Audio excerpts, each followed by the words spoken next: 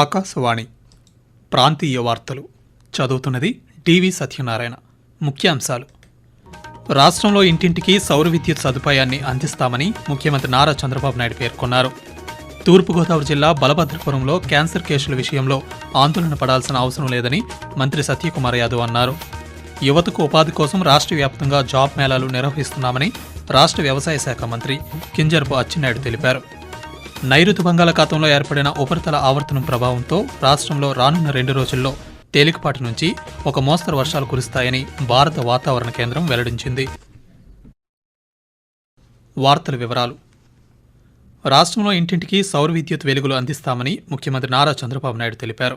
అదేవిధంగా తాగునీరు, డ్రైనేజ్, వంట గ్యాస్, ఇంటర్నెట్ సహా అన్ని మౌలిక వసతులు కల్పిస్తామన్నారు. బాపట్ల జిల్లా పర్చూరు నియోజకవర్గంలోని చినగంజాం మండలం కొత్తగొల్లపాలెంలో ఈరోజు నిర్వహించిన ప్రజావేదిక కార్యక్రమంలో ఆయన పాల్గొన్నారు. ఈ సందర్భంగా మాట్లాడుతూ రాష్ట్రంలోని అన్ని గ్రామాలను ఆదర్శవంతంగా తీర్చిదిద్దుతామని తెలిపారు. పేదరికం లేని సమాజాన్ని చూడాలన్నదే ప్రభుత్వ లక్ష్యమని చంద్రబాబు నాయుడు పేర్కొంటూ, మీ జీవితాల్లో మార్పు రావాలంటే ఒక పద్ధతి ప్రకారం నేను ఒకే నిర్దిష్టమైన ఆలోచన పెట్టుకున్నాను. 2029 ఈ రాష్ట్రంలో జీరో పావర్టీ చూడాలనేది నా లక్ష్యం. ప్రతి ఒక్కరికి కనీస ఆదాయం ఉండాలి.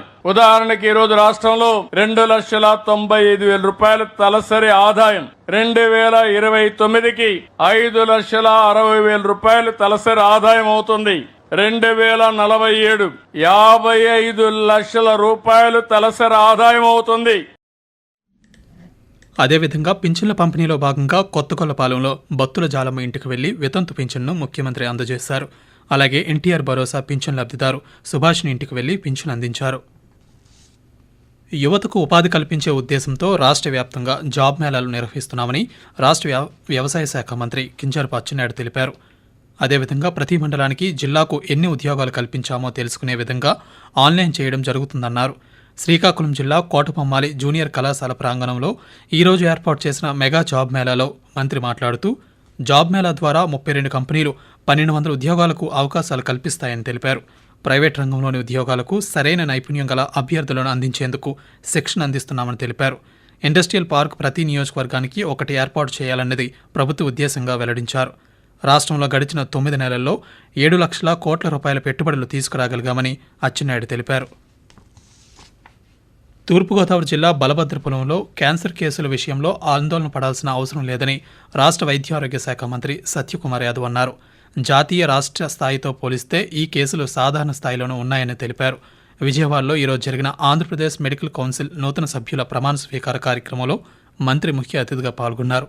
ఈ సందర్భంగా మాట్లాడుతూ తూర్పుగోదావరి జిల్లా బలభద్రపురంలో పరిస్థితులు అదుపులోనే ఉన్నాయని స్పష్టం చేశారు. వైద్యారోగ్య శాఖ ఆధ్వర్యంలో గ్రామంలో సమగ్ర క్యాన్సర్ సర్వేను ప్రారంభించామని మంత్రి సత్యకుమార్ యాదవ్ పేర్కొంటూ, Prevalence rate is 367 per 1 lakh population. If you see those figures, 36 cases in a village with a population of 10,000, it is well within the limits. So there is nothing to worry, and still we are monitoring the situation. Continuously we are taking out screening tests. I am pretty sure that number will not go beyond 36. రాష్ట్రంలోని SC, ST, BC, ఆదివాసీ గిరిజనులు చేపట్టే ఇంటి నిర్మాణానికి రాష్ట్ర ప్రభుత్వం ఆర్థిక సహాయం అందిస్తోందని గృహ నిర్మాణ సంస్థ మేనేజింగ్ డైరెక్టర్ పి రాజుబాబు ఈరోజు ఒక ప్రకటనలో తెలిపారు. రాష్ట్రంలో అసంపూర్తిగా ఉన్న 5,99,000 ఇళ్ల నిర్మాణాలను లబ్ధిదారులు పూర్తి చేసుకునేందుకు వీలుగా 3,220 కోట్ల రూపాయల అదనపు ఆర్థిక సహాయాన్ని రాష్ట్ర ప్రభుత్వం మంజూరు చేసినట్లుగా ఆయన వెల్లడించారు. ఈ అదనపు ఆర్థిక సహాయం 4 విడతల్లో లబ్ధిదారుల వ్యక్తిగత ఖాతాలకు నేరుగా జమ చేయబడుతుందన్నారు. రాష్ట్ర ప్రభుత్వం కల్పించిన ఈ సువర్ణ అవకాశాన్ని లబ్ధిదారులందరూ వినియోగించుకోవాలని ఆయన కోరారు. దశల వారీగా కొత్త బస్సులను అన్ని డిపోలకు కేటాయిస్తామని రాష్ట్ర మహిళా, శిశు సంక్షేమం, గిరిజన సంక్షేమ శాఖ మంత్రి గుమ్మడి సంధ్యారాణి తెలిపారు. పార్వతీపురం, మన్యం జిల్లా సాలూరు పట్టణంలో నూతన బస్సును మంత్రి ఈరోజు ప్రారంభించారు. ఈ సందర్భంగా మాట్లాడుతూ మారుమూల ప్రాంతాల ప్రజలకు మెరుగైన రవాణా సౌకర్యం కల్పిస్తున్నామని వివరించారు. రాష్ట్రాన్ని గుంతలు లేని రహదారులుగా తీర్చిదిద్దడం జరిగిందన్నారు. ముఖ్యమైన ప్రాంతాలకు మరింత విస్తృతమైన రవాణా సదుపాయాలు అందిస్తామని మంత్రి తెలిపారు. ఆకాశవాణి ప్రాంతీయ వార్తలు వింటున్నారు.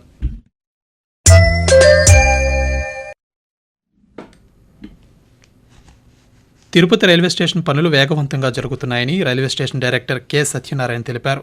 తిరుపతి రైల్వే స్టేషన్ మొదటి దశ పనులను ఈరోజు రైల్వే శాఖ అధికారులతో కలిసి ఆయన పరిశీలించారు. ఈ సందర్భంగా మాట్లాడుతూ రైల్వే స్టేషన్ నూతన టెర్మినల్ భవనాన్ని మే నెలలో ప్రయాణికులకు అందుబాటులోకి తీసుకొస్తామన్నారు. 300 కోట్ల రూపాయలతో రైల్వే స్టేషన్ అభివృద్ధి పనులు వేగంగా జరుగుతున్నాయని ఆయన పేర్కొంటూ ప్యాసింజర్స్ ఇప్పుడు కంజెషన్ లేకుండా ఈజీగా వాళ్ళు ఆ ప్లాట్ఫామ్స్ ఇంతకుముందు నేరోగా ఉన్నాయి. ఆ ఫెసిలిటీస్ అంతా ఇప్పుడు ఈ ఎక్స్పాన్షన్ వల్ల ప్యాసింజర్స్ కి రిలాక్స్ అవ్వచ్చు. సిట్టింగ్ ఏరియా అంతా చాలా ఉంది కాబట్టి వచ్చి వాళ్ళు కొద్దిగా టైం స్పెండ్ చేసి ఫుడ్ ప్లాజాస్, ఫుడ్ కోర్ట్స్ అవన్నీ ఉంటాయి. ఏసీ వెయిటింగ్ హాల్స్ ఉంటాయి, రెస్ట్ తీసుకోవచ్చు. అనౌన్స్ చేసినప్పుడు ఆ లిఫ్ట్లు, ఎస్కలేటర్ల పరంగా వెళ్ళొచ్చు. G+3 కంప్లీట్ అవుతుంది ఫేజ్ 1లో. రాష్ట్ర వ్యాప్తంగా 6 జిల్లాల్లో 51 కరువు ప్రభావిత మండలాలు గుర్తిస్తూ రెవెన్యూ ప్రత్యేక ప్రధాన కార్యదర్శి ఆర్పి సిసోడియా ఉత్తర్వులు జారీ చేశారు. ఇటీవల రాష్ట్ర విపత్తుల నిర్వహణ కార్యాలయంలో నిర్వహించిన కరువు ప్రభావ కమిటీ సమావేశంలో జిల్లాల కలెక్టర్లు, సంబంధిత శాఖలు సమర్పించిన నివేదికలను కమిటీ నిశితంగా పరిశీలించింది. వర్షపాతం లోటు, పంటల నష్టం, భూగర్భ జలాల స్థాయి, వ్యవసాయ స్థితిగతులను పరిగణనలోకి తీసుకుని ఈ నిర్ణయం తీసుకున్నామని సిసోడియా తెలిపారు. కరువు నిర్వహణ నిబంధనల ప్రకారం రైతులకు అవసరమైన సహాయాన్ని అందించేందుకు ప్రభుత్వం అన్ని రకాల చర్యలు తీసుకుంటుందన్నారు. కాగా ప్రభుత్వం వేసవి ఇబ్బందులను అరికట్టేందుకు అవసరమైన నిధులతో పాటు సహాయక కార్యక్రమాలను అందించేందుకు ప్రణాళికలు రూపొందిస్తున్నామని ఆయన వెల్లడించారు. రబీ సీజన్లో రాష్ట్ర ప్రభుత్వం ప్రకటించిన కరువు మండలాల జాబితాలో కర్నూలు జిల్లాలోని 9 మండలాలకు స్థానం లభించింది. 2024-25 రబీ సీజన్లో కరువు ప్రభావిత మండలాలను రాష్ట్ర ప్రభుత్వం ప్రకటించింది.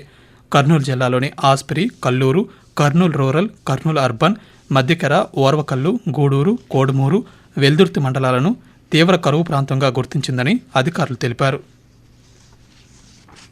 అమృత్ భారత్ పథకంలో భాగంగా ఎంపిక చేసిన రైల్వే స్టేషన్లలో అభివృద్ధి పనులు వేగంగా జరుగుతున్నాయని Guntakal railway division commercial manager Srikanth Reddy తెలిపారు. అనంతపురం రైల్వే స్టేషన్లో అభివృద్ధి కార్యక్రమాలను ఆయన ఈరోజు పరిశీలించారు. ఈ సందర్భంగా పాత్రికేయులతో మాట్లాడుతూ గుంతకల్లు రైల్వే డివిజన్ పరిధిలో అమృత్ భారత్ పథకానికి 17 రైల్వే స్టేషన్లు ఎంపికయ్యాయని వెల్లడించారు. సుమారు 446 కోట్ల రూపాయల అంచనాతో అభివృద్ధి పనులు జరుగుతున్నాయని తెలియజేశారు. విజయనగరం జిల్లాలో ఉపాధి హామీ పథకం కింద ప్రాధాన్యతా క్రమంలో పనులు చేపడతామని కలెక్టర్ బిఆర్ అంబేద్కర్ వెల్లడించారు. వచ్చే 3 నెలల క్రమంలో గ్రామాల్లో పనులు చేపట్టేందుకు ఆదేశాలు జారీ చేశామన్నారు. పశువులకు నీటి తొట్టెలు నిర్మించడం, సేద్యపు నీటి కుంటల నిర్మాణం, పంట కాలువల పునరుద్ధరణ, చెరువులు, కుంటలను సమగ్రంగా అభివృద్ధి పరచడం వంటివి ఈ కార్యక్రమంలో చేపడతామన్నారు. ఉపాధి వేతనదారులకు దినసరి వేతనం 300 రూపాయలు వచ్చేలా చేయడం లక్ష్యంగా పెట్టుకున్నామని తెలిపారు. విశాఖ జిల్లాలోని సుప్రసిద్ధ పుణ్యక్షేత్రం శ్రీ వరాహలక్ష్మీ నరసింహస్వామివారి వార్షిక తిరుకల్యాణ మహోత్సవం ఈ నెల 8వ తేదీన నిర్వహిస్తున్నారు. అదేవిధంగా ఈ నెల 30వ తేదీన స్వామివారి చందనోత్సవం జరగనుంది. ఈ కార్యక్రమాలకు హాజరు కావాలని దేవాదాయ శాఖ మంత్రి ఆనం రామనారాయణ రెడ్డిని ఆహ్వానించారు. సింహాచలం ఆలయ కార్యనిర్వహణాధికారి కె సుబ్బారావు, దేవాలయ స్థానాచార్యులు టి రాజగోపాల్, వేద పండితులతో ఈరోజు అమరావతిలోని సచివాలయంలో మంత్రిని కలిసి ఆహ్వాన పత్రికను అందజేశారు. నైరుతి బంగాళాఖాతంలో ఏర్పడిన ఉపరితల ఆవర్తనం ప్రభావంతో రాష్ట్రంలో కొన్ని ప్రాంతాల్లో తేలికపాటి నుండి ఒక మోస్తరు వర్షాలు లేదా ఉరుములతో కూడిన జల్లులు 1 లేదా 2 చోట్ల కురిసే అవకాశం ఉందని అమరావతిలోని భారత వాతావరణ కేంద్రం వెల్లడించింది. ఆ వివరాలను వాతావరణ శాఖ అధికారి వెల్లడిస్తూ, ఈ రోజు ఉత్తర కోస్తా ఆంధ్రప్రదేశ్, యానాం, దక్షిణ కోస్తా ఆంధ్రప్రదేశ్, రాయలసీమలో తేలికపాటి నుంచి మోస్తరు వర్షాలు 1 లేదా 2 చోట్ల కురిసే అవకాశం ఉంది. రేపు ఉత్తర కోస్తా ఆంధ్రప్రదేశ్, యానాం, దక్షిణ కోస్తా ఆంధ్రప్రదేశ్ మరియు రాయలసీమలో ఉరుములతో కూడిన మెరుపులు మరియు బలమైన గాలులు గంటకు 30 నుంచి 40 కిలోమీటర్ల వేగంతో వీచే అవకాశం ఉంది. గరిష్ట ఉష్ణోగ్రతల నమోదు ధోరణి 2 నుంచి 3 డిగ్రీలు తక్కువగా ఉండే అవకాశం ఉంది. ప్రాంతీయ వార్తలు ముగించే ముందు ముఖ్యాంశాలు మరోసారి. రాష్ట్రంలో ఇంటింటికి సౌర విద్యుత్ సదుపాయాన్ని అందిస్తామని ముఖ్యమంత్రి నారా చంద్రబాబు నాయుడు పేర్కొన్నారు. తూర్పుగోదావరి జిల్లా బలభద్రపురంలో క్యాన్సర్ కేసుల విషయంలో ఆందోళన పడాల్సిన అవసరం లేదని మంత్రి సత్యకుమార్ యాదవ్ అన్నారు. యువతకు ఉపాధి కోసం రాష్ట్ర వ్యాప్తంగా జాబ్ మేళాలు నిర్వహిస్తున్నామని రాష్ట్ర వ్యవసాయ శాఖ మంత్రి కింజరపు అచ్చెన్నాయుడు తెలిపారు. ఆకాశవాణి ప్రాంతీయ వార్తలు ఇంతటితో సమాప్తం. తిరిగి రాత్రి 8 గంటల 30 నిమిషాలకు జాతీయ వార్తలు వింటారు.